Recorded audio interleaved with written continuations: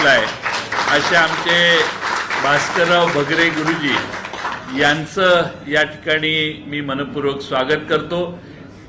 दिंडोरीकरांचे आणि नाशिककरांचे आभार मानले पाहिजेत की साधेपणाला त्यांनी जास्त मार्क दिले आणि सामान्य माणसाच्या हृदयापर्यंत सहजगत्या पोहोचू शकणारा हा आमचा राष्ट्रवादी काँग्रेसचा पवार साहेबांच्यावर निष्ठा ठेवून काम करणारा नेता आज त्या ठिकाणी लोकसभेत गेला। या 6 जणांचं स्वागत करतो। निलेश लंके आमचे 7वे खासदार आहेत, ते त्यांच्या मतदारसंघात आज कार्यक्रम होता आणि आजची भेट काल संध्याकाळी ठरली, त्यामुळे ते येऊ शकलेले नाहीत। अहमदनगर लोकसभा, दक्षिण अहमदनगर लोकसभा मतदारसंघातनं त्यांचा मोठा विजय झालेला आहे। त्यांच्या विजयाची देखील महाराष्ट्रभर फार मोठी चर्चा आहे आणि धनशक्तीच्या विरोधी जनता कशी एकत्रित येऊन लढाई करू शकते याचा एक उत्तम आदर्श निलेश लंकेंच्या माध्यमातून आहे। आणि 8वे आमच्या उमेदवार ज्याच्याबद्दल देशभर चर्चा होती की सुप्रियाताई निवडून येणार का नाही, याच्याबद्दल सर्व चॅनेल हे डिबेट करायचे आणि त्या डिबेटमध्ये लोकसभा मतदारसंघ बारामतीचीच जवळपास चर्चा होती। त्या सुप्रियाताई आज इथे येऊ शकल्या नाहीत कारण पूर्वनियोजित मतदारांचे आभार मानण्याचा त्यांचा कार्यक्रम असल्यामुळं त्या सुप्रियाताई देखील आज जरी नाही आल्या तरी त्यांचंही मी या ठिकाणी अभिनंदन करतो। मी आपणा सर्व पत्रकार मित्रांचे देखील आभार मानेन की या प्रवासामध्ये आपण आम्हा सगळ्यांना विशेष साथ दिली। आमच्यावर फारसा कधी अन्याय आपण होऊन दिला नाही।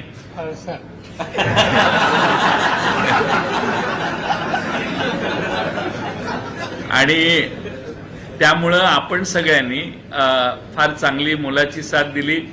आणि राष्ट्रवादीमध्ये काय चालले, आताही आपण बाहेर आमच्या सगळ्यांना विचारलं असेल की आमच्या पक्षात कोण येणार आहे, याची चिंता आमच्यापेक्षा आपल्या सर्वांना देखील विशेष आहे आणि त्यामुळं आपण आकडा विचारताय, मी त्याच्यावर सांगितलं आम्ही या विषयावर बोलणार नाही। आज दुसरं एक महत्त्वाचा मुद्दा आपल्याला फक्त सांगायचा आहे, तो म्हणजे राष्ट्रवादी काँग्रेस शरदचंद्र पवार पक्षाची एक्सटेंडेड वर्किंग कमिटीची, नॅशनल वर्किंग कमिटीची मीटिंग ही 9 तारखेला दुपारी 3 वाजता YB चव्हाण सेंटरला होणार आहे। यशवंतराव चव्हाण प्रतिष्ठानच्या इमारतीत होणार आहे। त्यात देशातले आमचे वेगवेगळ्या राज्यातले प्रतिनिधी आणि वर्किंग कमिटीमधले सदस्य त्या ठिकाणी त्या दिवशी हजर राहणार आहेत। आणि 10 तारखेला आपल्या सर्वांना माहिती आहे की राष्ट्रवादी काँग्रेस शरदचंद्र पवार पक्ष हा राष्ट्रवादी काँग्रेस पक्षाची स्थापना आदरणीय पवार साहेबांनी केली आणि म्हणून या 10 जूनचं महत्त्व राष्ट्रवादीच्या कार्यकर्त्यांना सर्वात जास्त आहे। आज त्या 10 जूनला येत्या राष्ट्रवादी काँग्रेस शरदचंद्र पवार पक्षाच्या वतीनं हा दरवर्षी साजरा केला जाणारा फाउंडेशन डे अतिशय दिमाखात आणि उत्स्फूर्तपणाने यंदा अहमदनगर शहरात आयोजित करण्याचं ठरलेलं आहे। अहमदनगर शहरात संध्याकाळी 5 वाजता अहमदनगरमध्ये स्वतः खुद्द शरद पवार साहेबांच्या उपस्थितीत हा त्या ठिकाणी फाउंडेशन डेचा कार्यक्रम, जाहीर सभेचा कार्यक्रम हा त्या ठिकाणी होणार आहे। त्याचंही निमंत्रण आपणा सर्वांना आहे। पुन्हा एकदा आपल्या सर्वांनी दिलेल्या सहकार्याबद्दल मी आभार मानतो। आमचे 8ही खासदार लोकसभेमध्ये महाराष्ट्रातल्या अनेक प्रश्नांची तड लावतील, संघर्ष करतील। महाराष्ट्रातल्या कांद्याचा प्रश्न असो, द्राक्षाचा प्रश्न असो, ऊसाचा प्रश्न असो, कपाशीचा असो, सोयाबीनचा असो, संत्र्याचा असो, सर्व महाराष्ट्रातल्या शेतकऱ्यांना न्याय देण्याचा प्रयत्न आमचे खासदार प्रभावीपणाने करतील।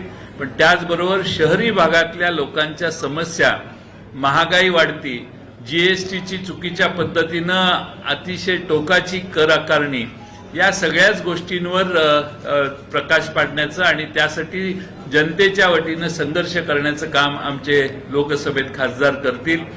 त्याचबरोबर मी आपल्याला सांगितलेलं होतं की एक्झिट पोलचे आकडे खरे नाहीत, त्यावर विश्वास ठेवू नका.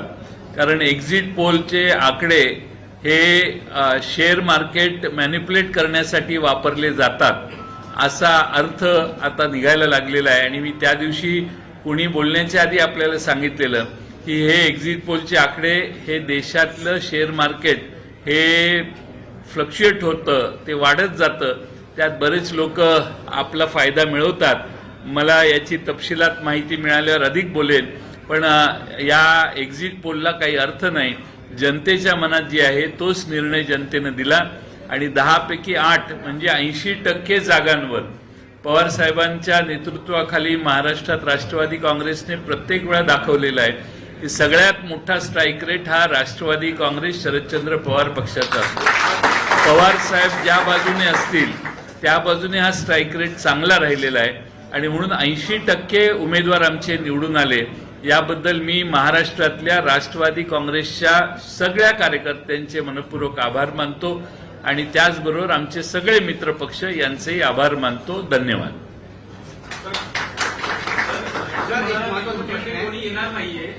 काही लोक संपर्कात आहे का? त्यांनी सांगितलं होतं की काही आमदार जे आहेत त्यांच्या मतदारसंघामध्ये लीड कमी झाले, त्यामध्ये तासगावले आणि तुमच्या संपर्कात आहे. सध्या मोबाईलचा वापर माझा वाढलेला आहे एवढंच सांगतो.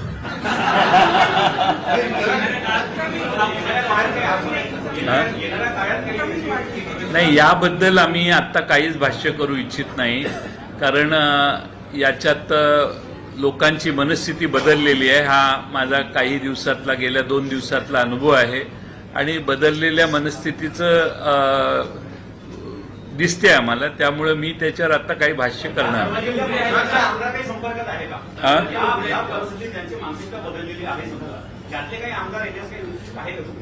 मी तुम्हाला त्याच लाईनवर बोलतोय.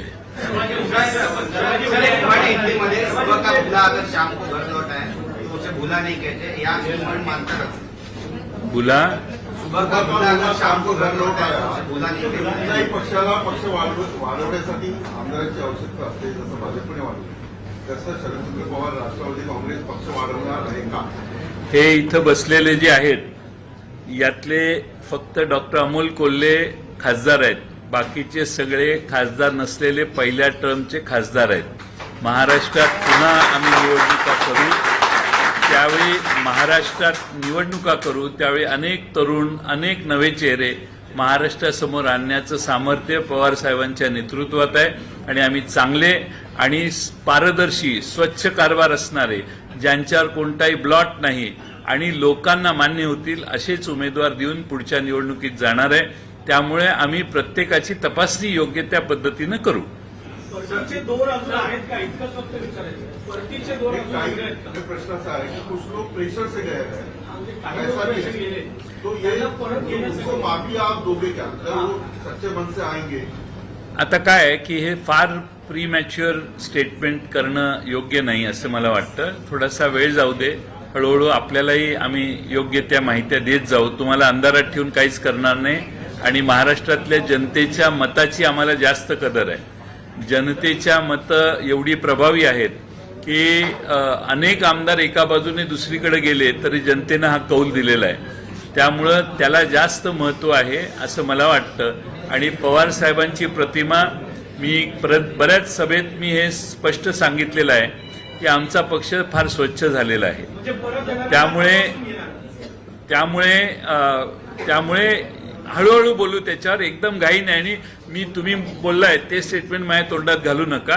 योग्य वेळी योग्य ते करू आपण.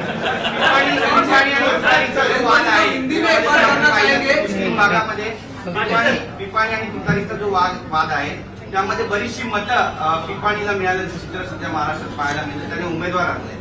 आमचे सगळे उमेदवार ज्या विजय झालेला आहे त्या सगळ्यांच्यात ऑन अन ॲव्हरेज 45,000 ते 50,000 मतं आमची पिपाणीला गेली आहेत. आणि एकमेव मतदारसंघ आहे बगरेंचा म्हणजे दिंडोरीचा, तिथं 1,03,000 मतं पिपाणीला गेलेली आहेत.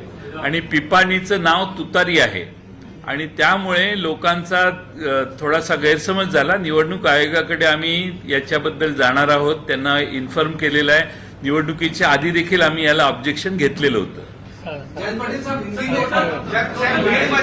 सातारा लोकसभा मतदारसंघ आमची सीट ही काहीतरी 32-35 हजाराने गेली आणि तिथं पिपाणीला मतं 37,000 गेलेली आहेत. त्यामुळे सातारा सीट ही म्हणजे आम्हाला फटका बसलेली एक सीट आहे. बाकीचे मार्जिनच एवढे मोठे आहेत बाकीच्या सगळ्या मतदारांचे उमेदवारांचे, पण तरी त्यांच्या मतात 45, 50, 65,000 अशा पिपाणीला मतं गेलेली आहेत. बगरेंच्याकडे 1,03,000 दिंडोरीला. विभागामध्ये अशाच पद्धतीने प्रचार करण्यात आला आणि उर्दू भाषेचा प्रचार बजरंग सोनवणेंचं चिन्ह तुतारी नसून पिपाणी असल्याचा अपप्रचार झाल्याची पोस्ट पण व्हायरल होती. हो, अशा सगळ्या गोष्टी आम्ही निवडणूक आयोगाला निदर्शनाला आणणार आहे. आम्ही निवडणूक आयोगाशी याबद्दल बोलणार आहे. उद्धव ठाकरेंची एनडीए संपर्क करते अशा पद्धतीच्या चर्चा आहेत. उद्धव ठाकरेंची एनडीए संपर्क. कालच मी उद्धव ठाकरेंच्याकडे स्वतः जाऊन ठाकरे साहेबांना भेटून आलो. त्यांचं अभिनंदन केलं, कारण त्यांनी महाराष्ट्रभर प्रचार केलेला होता आणि त्यांच्या पवार साहेबांच्या पुढाकाराने महाराष्ट्रातलं चित्र बदललेलं आहे. आणि मला सुतराम कणभरही असं वाटत नाही की तुम्ही म्हणताय तसं. ते स्पष्ट आहेत आणि ठाम आहेत आणि महाराष्ट्रात महाविकास आघाडीचं 2024 साली सरकार आणायचं या जिद्दीनं ते आता काम करतायत. पहिले मराठी होने दो, ये पीछे दो है.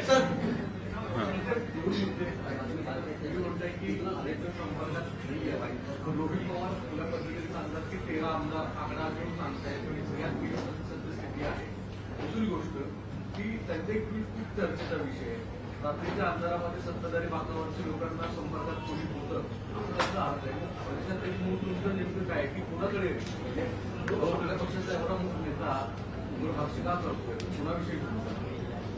नाही, असं आहे की रोहित पवारांना काही लोक संपर्क करत असतील थेट, त्याबद्दल त्यांनी भाष्य केलं असेल. पण माझी भूमिका अशी आहे की याच्यावर मला भाष्य करायचं नाही. त्यामुळे त्यांनी मोकळेपणाने सांगितलं. मला आज ते सांगायचं नाहीये, कारण योग्य वेळी मी यावर बोलेन.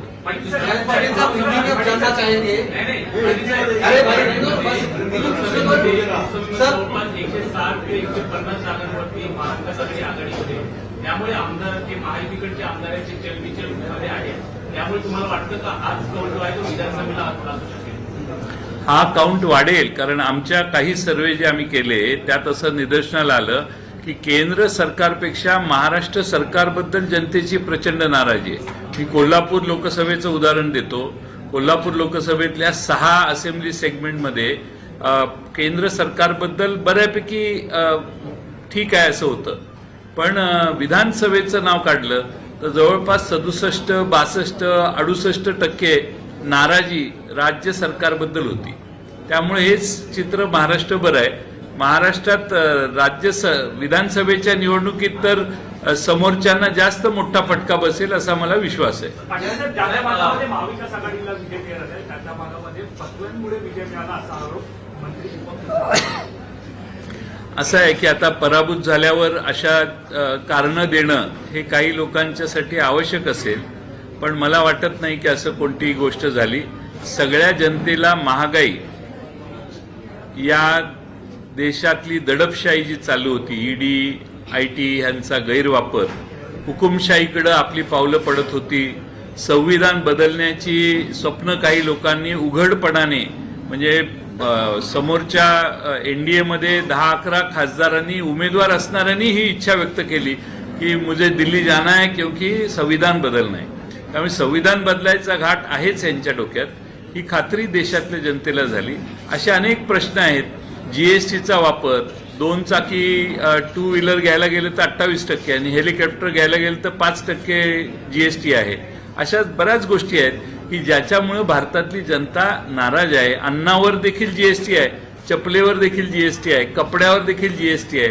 ही परिस्थिती काँग्रेसचं सरकार असताना आमचे जे UPAचं सरकार होतं त्यावेळी अशी परिस्थिती नव्हती.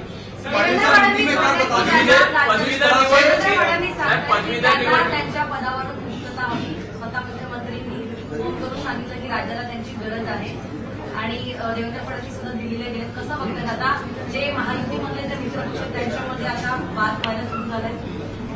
मला त्याविषयी काही बोलायचं नाही. आमची खात्री आहे की आम्हाला या सगळ्यांच्या विरोधी लढायचं आहे.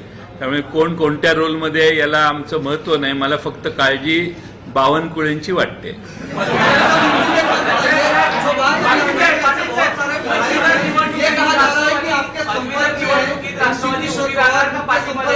हा, पदवीधर निवडणुकीत राष्ट्रवादी ही स्वतःचा उमेदवार उभा करणार की पाठिंबा देणार?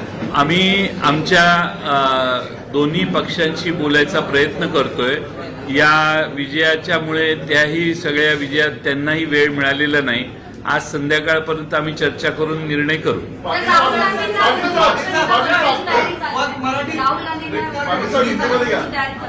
राष्ट्रवादीचा याच्यावर काय असेल? महाराष्ट्राची हद्द सोडून जे काही प्रश्न असतील त्याला मी उत्तर देऊ शकत नाही. आता सगळे तुम्ही साहेबांना विचारू शकता, पण मला माहित नाही.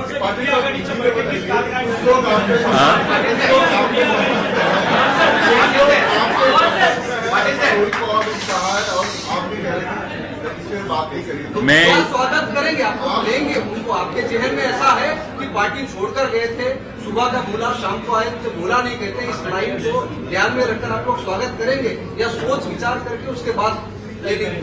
सोच विचार करेंगे, क्योंकि अभी इस पिछले लोकसभा चुनाव में जो मैंडेट हमें दिया गया है वो महाराष्ट्र की राजनीति, देश की राजनीति स्वच्छ होनी चाहिए, भ्रष्ट लोगों को साथ में नहीं लेना चाहिए. ये भूमिका हमारे महाराष्ट्र में ज़्यादातर पे हुई है और इसीलिए हमें हर चीज के ऊपर सोच समझ के विचार करना है. इसीलिए इसके ऊपर हम बात नहीं करना चाहते.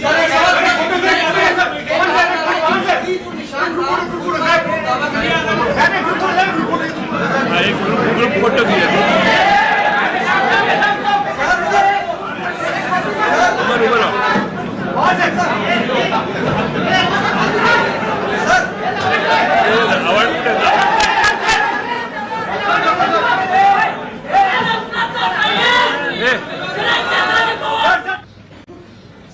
पक्षाच्या या कार्यालयामध्ये महाविकास आघाडीच्या पाठिंब्याने निवडून आलेले आमचे राष्ट्रवादी काँग्रेस शरदचंद्र पवार पक्षाचे